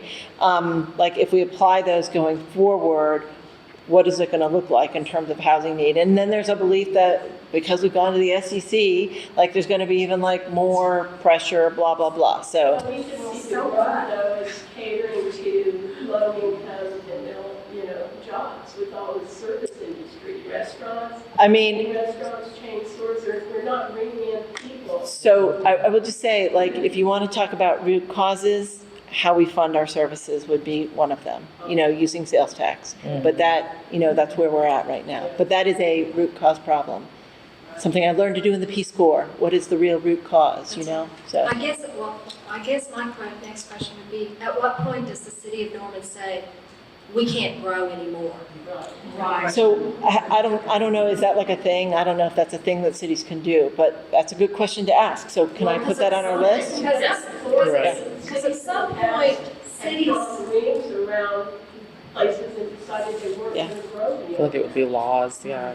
I mean, because we only have so many services, and yes, I will admit, city sales tax is not the best way necessarily to fund cities. And if you compare us to the other SEC cities, that they don't do it by sales tax. We are the only one. But that's how it's set up in Oklahoma, and so we have to live with that until somebody goes to the Capitol and say, we're going to change it. But changing it could also mean pricing people out of homes because you have new property taxes. I mean, I can go to the grocery store and decide I want a $2 can of green beans or I want a $5. Yeah. I can't just, am I going to live in the house I currently live in, or am I going to have to move back down to a smaller house, et cetera, because my property taxes have gone up? I mean, It's very complicated, it's very isn't it? complicated. Yeah. I understand that. But at some point, the city of Norman may have to say, we've grown all we can grow. And when do we decide we're going to do that? Mhm. When everybody's made all their money. I feel like there are laws. Well, thank you. I've got those questions, so Okay. got Thank you covered. Thank you. Now, this one. She has been trying to get up and speak for. I know. It's like no one else can go until she gets up. I am Marcy Ketter Manson. I live on 60th and Lindsay, Ward 5. And originally we moved to Hall Park about 25 years ago. We were on the edge of Norman, and I thought, this is wonderful. My house was on Cottonwood Road and 24th Avenue. And I felt like we could look across the street. There was country, there was Webwood Church. I graduated from OU. I had kind of a small town feel. We loved it until 24th Avenue slowly became a cut through to Highway 9. And all of a sudden we felt like we were living on a freeway. I mean, we couldn't sit in our beautiful backyard and enjoy the birds and the gorgeous trees we planted because it was so loud you couldn't hear the birds. So we moved out to 60th and Lindsay, and we thought, all right, we're safe. We've got 5 acres. We've got 150-year-old oak trees, maple trees, black walnuts. The woman that owned the house before planted 100 trees. So if you guys think about your decision in planning the land use, I recommend that we turn my property into a tree museum, and we can charge everybody $1.50 a see 'em. Yeah. As Joni Mitchell would say. But, you know, we're never gonna know, as Joni would say again, what you've got till it's gone. And when it's gone for good. That's right. And I feel like, I don't know anything about your committee, and I'm sorry, I just found out about this meeting It's fine. today. You're welcome. Steve's door. I'm not even sure if you just recently asked for the input, if this was an ongoing thing that you always do with your committee. This is the first time we've done something like Like this. this, but we have had other listening sessions and polls and like workshops, so, yeah. So, but this is the first one that's been more, what's the word, informal. There it is. Informal. And I Yes. understand the mayor appointed all of you. It was council members, so Yeah. the council members each appointed people from their wards, and then the mayor also put people on the list. Was he able to take people off? They negotiated people on and off the list. So the mayor had a lot of. All of them negotiated people on and off the list. It was a council process. Okay, did the mayor have the final say? No, they had to agree together. How many members on your committee are part of the Chamber of Commerce? Actually, I don't know who holds chamber members. I will just say Wildcare has been a chamber member, just to put it out there in full Well, I'm disclosure. guessing probably about 95%, maybe. I have no idea. What, how many members do you have? There's 15 of us, 15 voting members, and then there are the partner organizations that, like the Chamber, like Norman Public Schools, like More Norman Technology Center, the Norman Regional Health System, and a few others like that. Those are non-voting. They're I think if you non-voting. look at the list, you'd be surprised. It's not 90. I would not say it's 95%. I don't know all of them super well, but if I had to guess, I would. It's not 95%. It's a pretty it's a pretty interesting mix. Yeah. Well, being my age, I don't have a long time left on this earth. And for the 10, 20, 30 years, if I'm lucky, I would really like to enjoy the trees in my property and the wildlife through, visiting Thunderbird like we do occasionally. I'm afraid it's just all kind of interconnected, and I am worried to death about the Turnpike, and what you're creating is a desert landscape with no animals. Right now, animals, deer, armadillos, squirrels, birds, we have so many wildlife in our backyard, and I'm just so worried that if all of this planning continues to move east, that's all gonna go away, and I know you've thought about that yourself. Yeah, so I'll send you I was the first one to write an op-ed about the Turnpike in the Oklahoma, and it talks a lot about that. And when we lived out by Goldsby, we had 10 acres out there, and we had a wildlife protection plaque made. I can't remember the name of the... It's from the National Wildlife Federation. Yes, yes. Does that have any clout at all? No. It doesn't. It's just a nice little... I mean, it means you did some amazing things to your property to make it a wildlife habitat, but it can't keep people from, it won't stop the OTA. It won't protect Yeah, it won't stop the OTA. property Yeah. from, Yeah. Yeah. I wish that were the case. Yeah, well, that is my concern. My other concern is, I feel like I'm pretty involved in the community, especially in a political way. But I just feel like I'm kind of in the dark about what happens when and who makes those decisions. And I'm wondering if there's some way you can't make it more transparent for just the everyday person like myself who's doing, we're all busy, who's doing a lot. Is there any way you can inform us so we know about this? Yeah. So the one thing I will say, at least the part that Siobhan and I have been stewarding has been transparent. Like there's no, like all of our meeting presentations are on our website, as are all the minutes. Anyone is welcome to come to them. There's no dealing, the subcommittee meetings are open, subject to the Open Meetings Act. It has been transparent. The city has been trying to push information through their Facebook page, their website. And so like you, we're also busy, this is a volunteer thing that we're doing, and we're happy to be doing it. I don't mean for that to sound like a burden, but I appreciate you. no. But so I don't like the word transparent because I feel like we have been transparent, but what I'm hearing you say is that maybe we haven't gotten the information out there enough. And so we would be open to suggestions for other ways to get, there's been articles in the transcript and the journal record. So we're open to other thoughts. We've been on TV. Yeah, she's been on TV. Is there any problem with just expanding the 2025 plan for another 10 years? Have you discussed that? Just only a little bit. A lot has changed. 25 years, I don't know. A lot has changed in the community since the end of the 90s, and I think that's why the feeling was that we do need to kind of undertake another planning process, particularly from the perspective of infrastructure and parks and stuff like that. Maybe I'm wrong, but I was always under the impression that our population's been pretty steady, slowly increasing. We're not Edmond. I mean, Edmond has exploded. And if people want to buy houses, can't they go to Edmond? Do they have to buy in?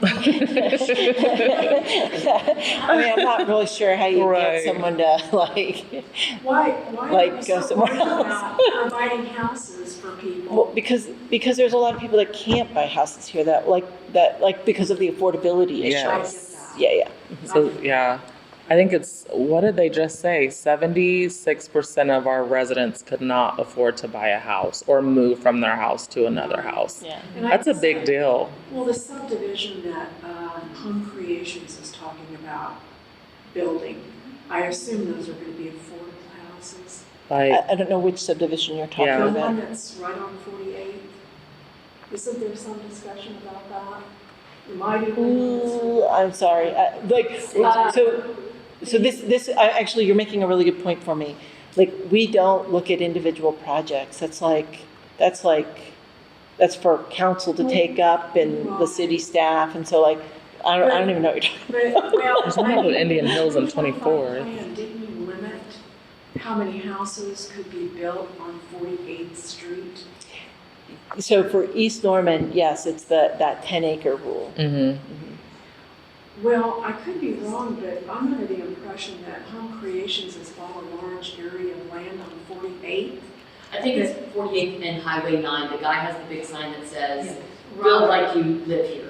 And it's the property, I think, across from there, right, Texas developers. Is it Texas? Developers in Texas that own it last night. Right, And they But wanted to put that's the one that they stopped, right? And would have prohibited that. Absolutely. Right. And my feeling is, can't we just stay so 2025? Somebody else tried it. Tried it I'm again. happy with it, and if you survey everybody in Norman, I bet the majority of people, I'm not talking about necessarily college students who move here, graduate, and want to stay like I did 50 years ago.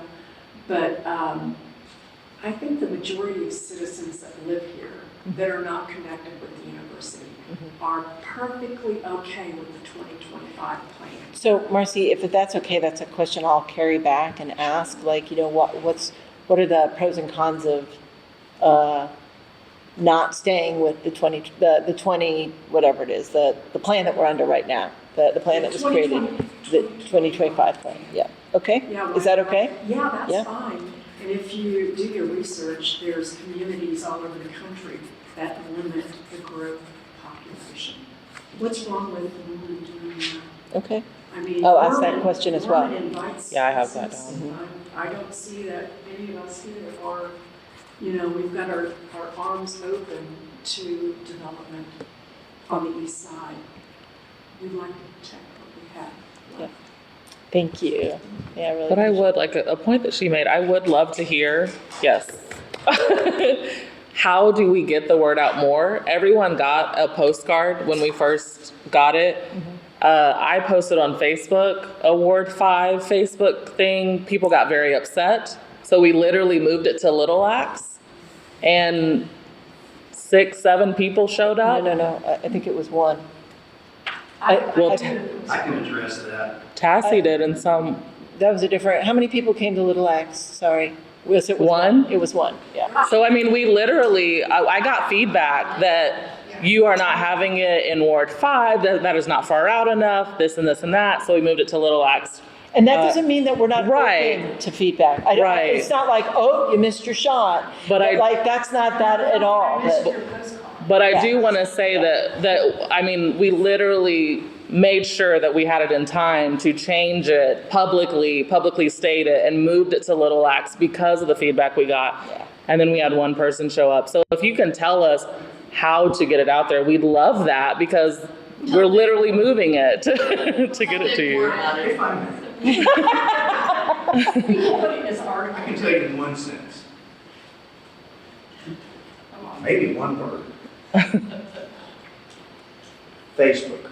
That's where I put it. And the other word is relentless. You have to be relentless in your promotion. I am with our stuff, and so are a whole bunch of other people, and you've got to get up every morning and just hammer it and hammer it and hammer it. And before you know it, you're having meetings where it's standing room open. But it's interesting to hear so many great comments and keep my train of thought going. Every time you say SEC, I think Securities and Exchange Commission. Yes. Yes. Back in the 90s, when the 2020 plan was being bounced around, the thinking was, we're going to hire these giant engineering firms to figure out what Norman needs to do. Pay them millions of dollars. And I thought, why? Don't we have some pretty good engineers that work for the city? We've got some attorneys, we've got some engineers, we've got some planners. Why don't we give them the money? And because the idea that RDG and Garber don't have a conflict of interest in this situation is laughable. If you go to Google for Garber Engineering, Access Oklahoma, and you'll find this page on their website dedicated. They just brag about how awesome it is that they're working on the Access Oklahoma project, and I've seen a bunch of the emails too. But the point I guess I should make is that these people, these outside consultants have no loyalty to the city of Norman. They don't have any skin in this game at all. When you look at the list of clients they have, we're just one of hundreds. They go from town to town to town to town and do the exact same thing with all these towns and get paid phenomenal amounts of money for basically, rinse and repeat. Now it's this town's plan. Now it's your plan. Now it's your plan. And they're almost always identical. I think that explains why there's such a push to keep the lines for the turnpikes on your maps. Because I've heard all of the reasons as to why they should be there. We got to plan for the future. We got to look ahead. But you also say you don't look at individual projects. Well, Access Oklahoma is an individual project. Now, what happened on Lloyd Noble Parkway was due in large part because ODOT shut it down so they could rebuild I-35. And all those businesses were closed for over a year. And that, I knew some of the business owners, and they're like, we can't do this, we can't do it, we got to close. So I know that the push behind keeping the lines on the map is coming from the consultants and our local developers. Because if it's really just about planning for the future, then why don't we put every possible Walmart that could be built on the map? And all the things that we know are coming. Why don't we have this 500-acre business park that's going to be at, 72nd or 84th and Indian Hills Road? I've seen that in Trump. Well, I was told it was going to be a business park. But it was asked. And so I don't think that planning for the future is a reasonable reason to keep the lines on the map. Because if somebody wants to see the map, they can just go to Access Oklahoma and look at it. But what it does is it opens a door and it says, Norman's still open for business, come on down. So, thank you for letting me speak. Of course, thanks, Dave. Appreciate that a lot. Yeah, that's good points. Yes. What's your email? What were you saying your site was to go? It's AIM, Norman, AIM, Norman.com. Can I say one more thing? Mm-hmm. This will be real quick, and I'm going to be nice. And I appreciate you guys volunteering. This could be a rumor, but what I keep hearing and what we were discussing just a few minutes ago, I think a lot of my neighbors don't know about this, is that mega warehouse area they're talking about building on 72nd and Indian Hills. I just heard it, yeah. It makes sense because you bring your warehouse trucks up through the loop, the turnpike. They deposit their merchandise at the distributing center. It's a square mile of concrete. 500 acres. Oh, 500 acres. Thank you, Mr. Moore. In an area that's been protected all this time, only so they have quick access to all of their areas in Oklahoma City to deliver their merchandise. It's bad enough on 60th and Lindsay right now. I can hear Highway 9. I hear the trucks coming through every night. I don't really notice it so much in the daytime for some reason. I don't know if they're avoiding traffic, but I can see the writing on the wall. We're going to have this beautiful turnpike, and all the trucks from Dallas are bringing their, or Houston or wherever, are bringing their merchandise up to this 500-acre warehouse farm in the country. Yeah, I want to stay in Norman. I'm thinking, maybe I should move a little bit further east, maybe on the other side of the lake. I don't know what to say, but we're all kind of suspicious because we can't all put the puzzle pieces together. And I feel like you guys probably have more information than that. That's the first I've ever heard of that, and so I've written it on the list. Yeah, I had never heard of it before. Yeah, I've never heard of that. I mean, It sounds like emails that were released. Oh, okay. Right. It's the master plan that you guys haven't seen. A master plan. I mean, I feel like I feel Well, like so was all of us, sorry, I just want to ask a question. Was the email like a suggestion of an idea or a firm plan? it's pretty well. I know about it. I know about this huge industrial park that they're thinking of putting out there out between 72nd and 84th out there on that turnpike. It was just lots of makes flooding. sense. It's a lot, yes, but Oh, so it was just like ideation as opposed They were to, being pitched by Garber to engineers who work for the city of North. okay, Okay. gotcha. Okay, all right, thank you. Okay. All right, that's helpful. And So then it's not a Okay. plan, it was some ideas that were It's like, thrown out. It's floating. Okay, gotcha. Okay, all right, that provides a little bit more context. Willing to give them the property. For the right price. Sure. Okay. thank you. So you make my point.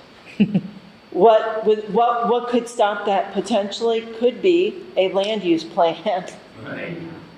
and the zoning. That's why we're looking at along the turnpike. That's exactly why. You've just made the point that we tried to make. You know, again, I think it's pretty clear, like where we are on the turnpike per se. But we want to make sure that we control what happens along it. And so I appreciate that. Thank you. It's written on the list. We will carry it back for sure. Well, if we took a. Yeah, do you want to, would it be okay? Because we haven't heard from her yet. Yeah. Ingrid, I feel like Norman is becoming boxed in. I talked about that in my very first op-ed. Hi, my name's Amanda Hello. Mayo. I live in Ward 5. So I've just been listening, taking some notes. It's not cohesive, it's scattered, but so one, in regards to what goes along the turnpike, if the turnpike does happen. I know there is a gas station on Main Street, Casey's, that has been under construction for a long time. Yeah. It's my understanding that the gas tanks have been leaking for years. I know EPA representatives were in the area testing, doing things like that. So that is a big concern that gas stations could be factored into off the turnpike. You know, it's certainly not important for people passing through to be able to get a soda and get gas. It's not as it's in the middle of a destitute area where there's not other options in regards to protecting our water and our land. Sure. As of today, there's 484 homes on the market in Norman, ranging from 74,000 to 1.9 million. Yes. So, 23,000 people over 20 years is roughly, a little over 1,000 a year. So right now we have homes for practically half of those people. I'm not sure if when you say 23,000 people, if that's combined households, 23,000 households. Yeah, it's units. Okay. Yeah. So, there's certainly adequate housing, there's more being built. I also find it interesting that there were 2 rental communities that were approved on Lindsay Street when home ownership seems to be the goal that's being hammered on, which I certainly understand. I'm a real estate broker, not for development, just FYI. It's certainly not the goal of everyone to own a home. There are multiple homes that are on the market that were completely empty, new construction. There's rentals that are empty. So the conversation that all this living space that is needed, it doesn't seem to come from anything other than growth projections, but I also don't see current housing being factored into that. So just a concern there. I'm also curious in the land use plan, when there's development, what are we talking in regards to water source, septic? That's the master plan, that's the Okay. water, wastewater, or wait, am I saying it right? Water, wastewater, master plan as well as stormwater master plan. So yes, that's all being factored in for sure. And that's how she talked about overlaying them so that we can Right. talk about the Because that's infrastructure. certainly, I think everyone who lives in rural Norman can say that septic and water and those being taxed, is just as we can't take an infinite amount of water out of the ground, we can't put an undefinable amount of sewage into the ground. I mean, we can only support so much before environmentally there's issues with Let's that. go. I still think overall we are robbing the way of life for Ward 5 to invite people who may want to live here one day. And we are giving them a product that is going to exist at our deficit. We have played by the rules. You know, we don't have fast response from the police department. When the city of Norman was spraying for mosquitoes, they didn't spray for that up there. Ambulance has increased, obviously, because of the emergency room, but you know, that was something that we dealt with. That was a risk we took. Same with the fire department, not being as close as it is to other areas. And so these were the parameters we knew when we bought out there, and we've lived by them, we've abided by them. You haven't seen any protest of all of us demanding these resources that Central Norman has.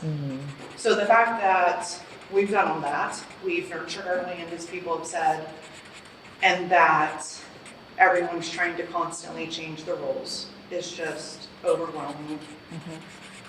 And it feels as if we're not valued in a lateral way with all the other citizens of Norman. I also think it's wild that we're talking to developers about how we can better their business when we're not asking anyone in any other industry how we can help theirs. You know, no one is asking any other profession what they may need. And developers, it's not charity work. I mean, they live in very expensive homes. If you want to Google where any of them live, look it up on the assessors. Like people said, not many of them even live here.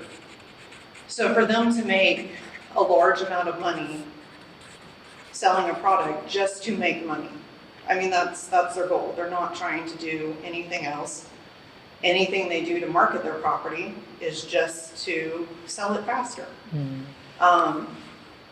Are we increasing fire departments? Are we adding police departments in regards to development or any of those things? That's not on our map. Okay. Yeah. So I'm just curious how all those resources, for sure, you know, factor in. I'm gonna go through my notes. And I think lastly, you know, we all have parameters when we buy our property. Someone can't sell their land next to Brookhaven to a Walmart just because Walmart will pay them good money. That wouldn't stand. It would disrupt the integrity of the west side and all those areas. I mean, there would be pitchforks on the street, let's face it. But yet, well, this is the only place for it, you know? Why, you know, are we expected to change our parameters and welcome just giant question marks when we have followed willingly, happily, you know, all the parameters that the city has put forward to us? I feel like we were told these are the rules, we followed them, all we're asking is the rules not to change and our way of life to be swept out from under us. I mean, I can't tell you how grateful I am for what you just said. Thank you so much. Well, thank you. Yeah, really appreciate it. Yep, it was extremely well stated.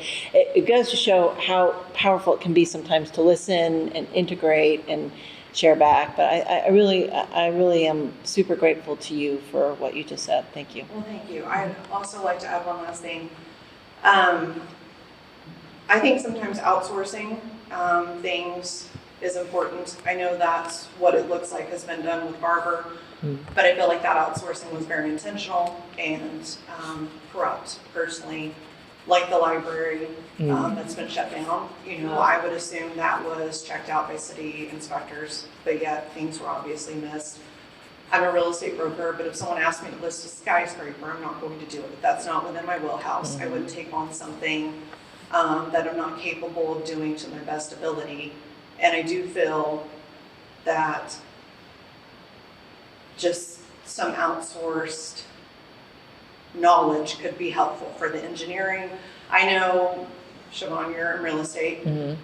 You have seen lots that have been graded that should not have been passed. And I feel like some hands are greased, the developer that did the addition, in and out, and we sell those houses and the homes are flooding because the drainage is not right. And I see that in every addition that I sell houses to, that is a jam-packed addition versus the larger rural additions where you have like, you know, homes on larger acreages.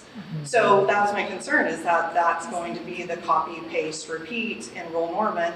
They're just gonna come in, do their standard project, and you know, who's occupying these homes if they're built poorly, because the land is covered with trees, it has ponds, it has water. I mean, you can't just plow that down with dirt and put a house on it and think that's gonna stand the test of time and not be damaged and have the impact of the actual earth, you know, on the home. So there do need to be special parameters if they develop on areas that have 100-year-old trees and streams and creeks and all these things.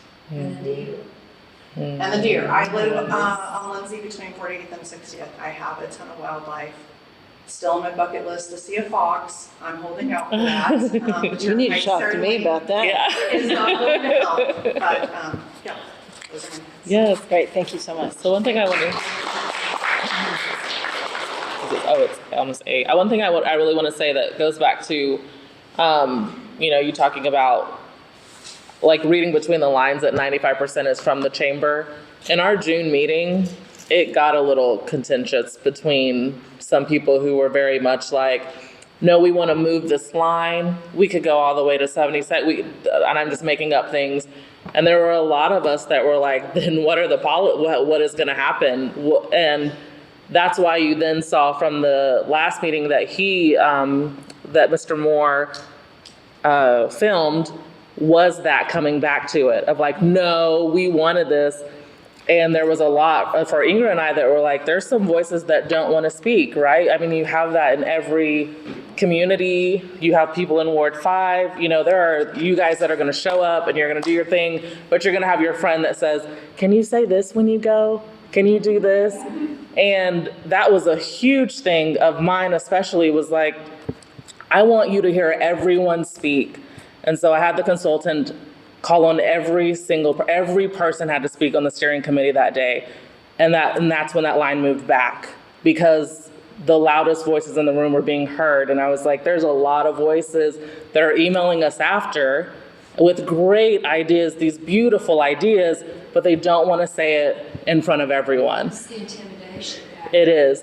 And so that is something that we care about a lot. And that's why you're even seeing right now in that last meeting, kind of that fighting over the line, because the loud voices said one thing and we said another. Do what?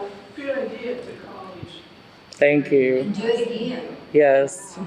You know, keep I'm not a kindergarten teacher, but I have a kindergartner, or preschool. I gotta let them speak, So I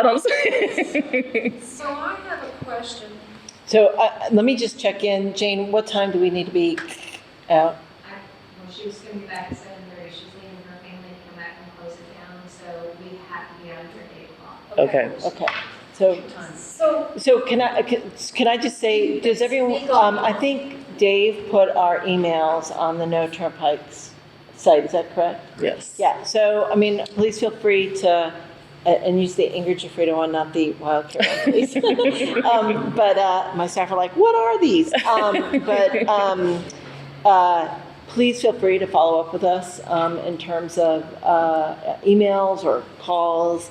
And we welcome you at the next AIM meeting, which will be October 10th. They're Wednesday, monthly on Wednesday. The second Wednesday of every month. Yes. There is no public comment. There's no public comment. But we will have workshops again in November. Yeah. We'll do that. I mean, if you all feel like it's needed and we get we'll try to plan another one if it's helpful. October 10th is fall break. We know. October 10th. Yeah, we know. Yeah, we know. I will not be there. We had a long conversation about Yeah. that today. Too long for my taste. So my question is, I hear a lot of people here are from Ward 5. Yes. I feel like Ward 5 feels like it's being attacked. Yeah, I can see that. Uh-huh. Yeah. So you've had these monthly email comments come in and everything with questionnaires and everything. Are they disproportionate toward that Ward 5 is putting more in than the other wards? And what kind of feedback are you getting from Don't the know. other wards? But we don't know. But we might be able to find out that data because you're supposed to put in your zip code whenever you put it in. Yeah. So we would at least know by zip code. Yeah. Okay. So, well, I can't follow up very well because you don't have the data to give me right now. But I feel like I heard a city employee talking about, and it was a comment they made that, oh, we're gonna go out and do this in Ward 5, they will be happy now that they feel like they're part of the city. And I was like, we've always been part of the city. Yeah. The city is two parts. Yeah. And you have this urban area and suburbs, and then you have this very rural area that is crying out to stay rural. For everyone's benefit. For everyone's benefit. I mean, my much older mother and my sister drive 2 miles to the lake and have a picnic in their car just to get out of the house and out of the suburbs and whatever, and enjoy nature. And I feel like it's a benefit to the whole community when Councilmember Holman says he can go 10 minutes. But yet I see all this destruction heading towards Ward 5. And I was wondering, does the rest of the city feel that way, or are they just apathetic because you don't know because your data doesn't include what ward you lived in? And I think the loud voices again. And the loud voices. There's only 200 people engaging in the polls. If that's the only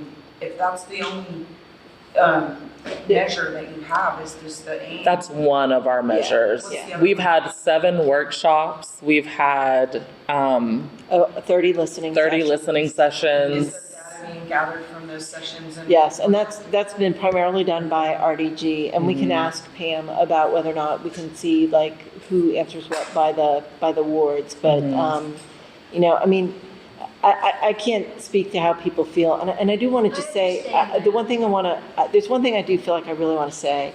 One of the things that I kind of took a little umbrage to was a statement in one of the emails about firing all the city staff. I mean, inflammatory statements like that do not advance us as a community. I mean, the people that work for our city are our neighbors. They live in the community. Many of them live in Ward 5, you know, and so we have to remember that they have so many things on their plate. They're trying to do the best work that they can and keep us safe. I mean, imagine like what it's like to be in charge of the water supply for a citizenry. You know what I'm saying? Oh, yeah. And so like I just want like when we have like a city member said that's not representative of all the city staff or anything like that. They are civil servants, they are neighbors, and to please remember that. That is Yes. very true.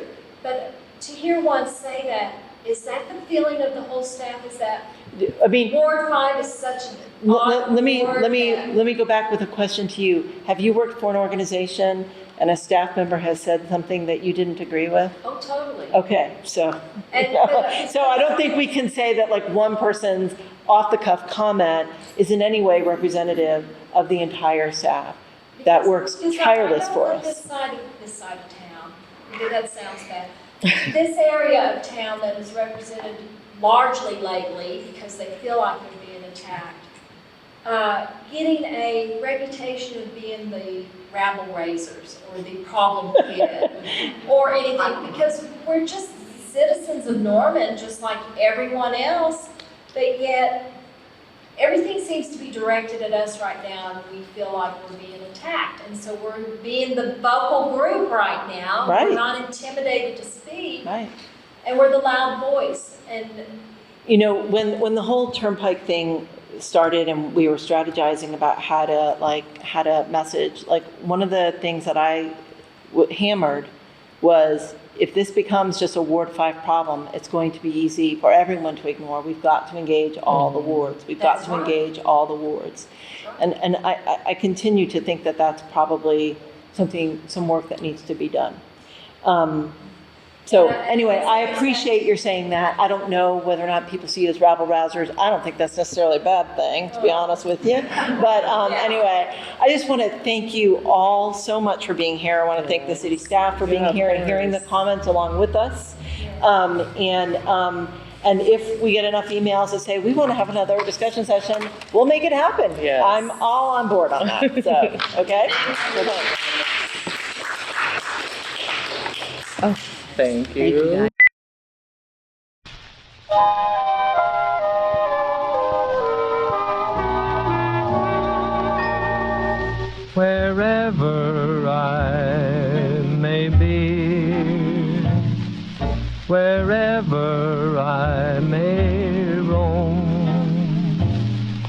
I always seem to see the place I call my home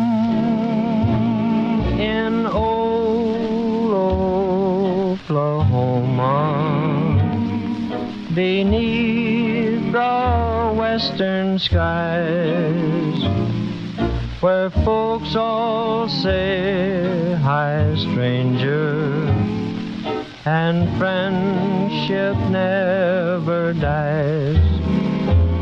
In old Oklahoma, where cowboys sing all day, the Indians play their tom-toms without a word to say.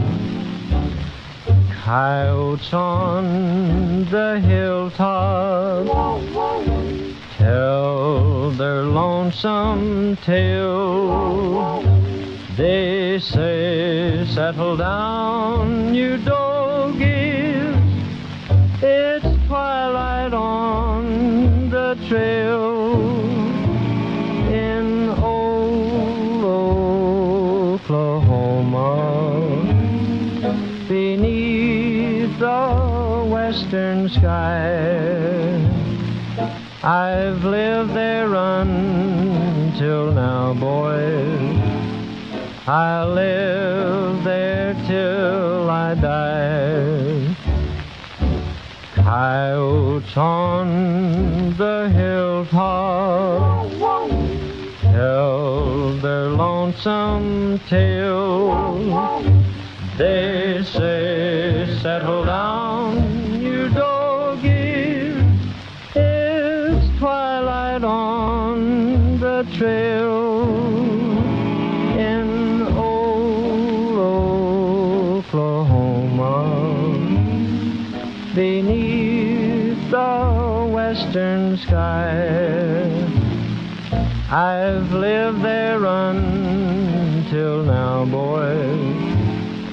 I live there till I die, till I die, till I die.